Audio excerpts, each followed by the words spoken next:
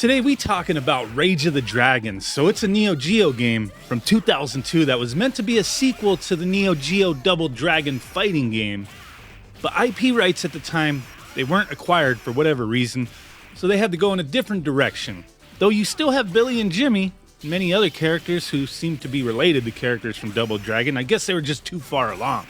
But these guys are just not officially them, right? So Rage of the Dragons, it's a Mexican-Japanese collaboration. I find that interesting because back in the day, even to today, Neo Geo is extremely popular in Mexico and Latin America in general. But this game, it involved the Mexican video game company Evoga and the Japanese company Noise Factory working together to co-develop the game, and then SNK Playmore, they originally published it. So this being a later Neo Geo release, it may have flew under the radar for some people, but it reviewed fairly well back then. It's considered a pretty decent fighter with nice graphics, animations, and really good soundtrack. I think I only seen one in-game background that I thought was a little lacking. And that was the boxing ring stage. But I mean, what can you really do with that? I don't know. But yeah, the game looks and sounds great. So Neo Geo games, they're expensive 20 plus years ago. Many of them, they're even more expensive now. And this one is really no exception. MVS loose, almost $300, $600 for complete.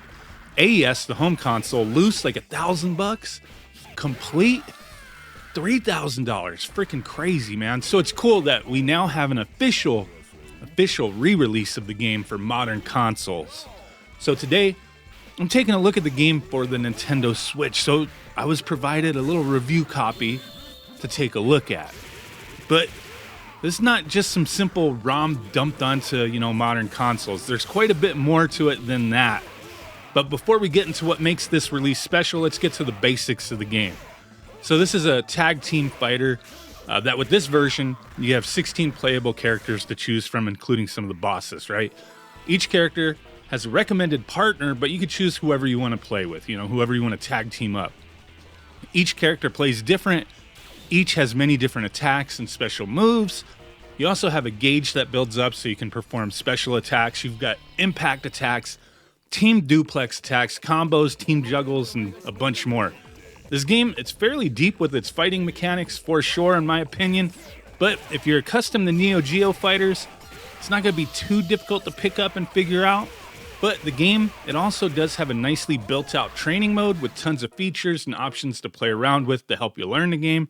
Has like cool little hitbox settings so you can, see how the hitboxes work and all that. A lot of little options to play around with. So with this game, there's a lot of different little settings and gameplay modes. And in everything I noticed, you have leaderboards for local and worldwide online.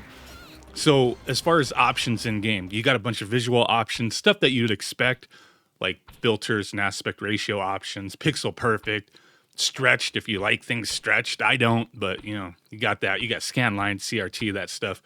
Now, if you begin the game in arcade mode anyway, you could select assist modifiers to make the game easier.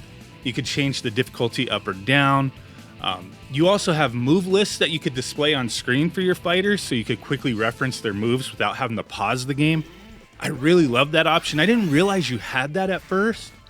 So I would pause the game and look up moves because I've never really, I've been aware of this game for a long while and I've played it a little bit here and there. But yeah, I was I didn't know the moves of a lot of these characters. So it was I'd pause the game, look at the move list. I didn't know at first you could display that on the screen. So when I found that option, I was like, holy crap, that's cool. I wish every game, every fighter had, especially retro fighters where you have, options to have bezels on the side of the screen. I wish you would have that option, have the move list set up there like an arcade machine, right? So pretty cool, right? So in that arcade mode, standard stuff, just like you're in an arcade playing through the game, standard stuff.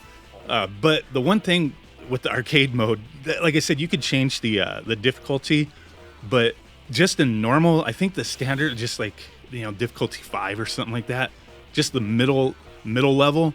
Oh my God, some of the later matches, the AI can be relentless. I think that's one of the biggest criticisms of this game. But I mean, that's pretty much most fighters from 20 years ago or even longer, is that the AI is just crazy. They wanted you pumping quarters into these games, right? But hey, that's That's one of the benefits of owning the game at home, is that you don't have to keep pumping quarters into it, right?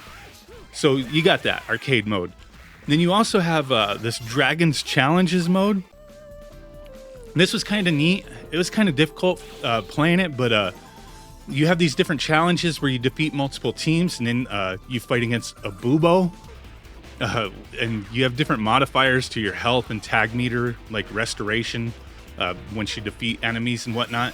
And you have to like build your way up, get to the ultimate challenge, and then you fight all the fighters. And then by getting there, you can get on the leaderboard. By getting to the ultimate challenge, by how many ever people you defeat, and then you'll get on the leaderboard by doing that, right? So you also have multiplayer. So that's one thing that's cool. Every fighter, man, should have multiplayer, online multiplayer. And this has rollback netcodes, so that's cool. So with the multiplayer, you have online lobbies. You can jump into that, set up your own lobby, search through lobbies, whatever. You have replays you can look at.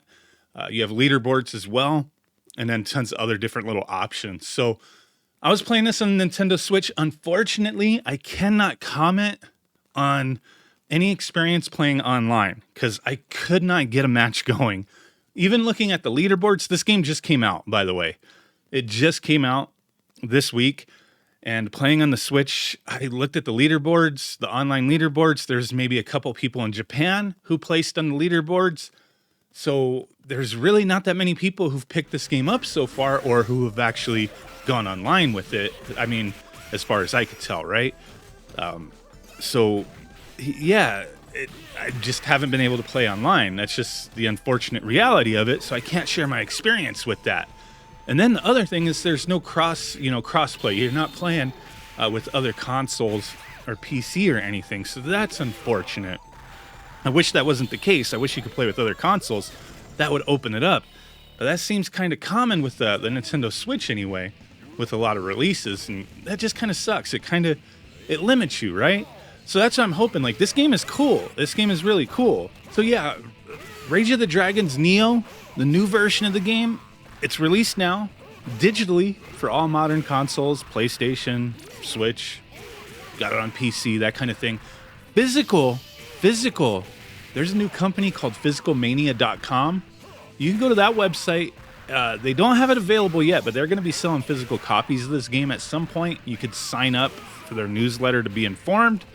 So you could check them out if you want to, eventually get a physical copy. But the digital version of this game is $17.99 from what I'm seeing. I think it's a reasonable price for a cool little game. Yeah, if you got a Switch and you want to jump on it, hey, maybe we could play. I got to get some online matches going. But appreciate you guys watching. Thanks. Bye.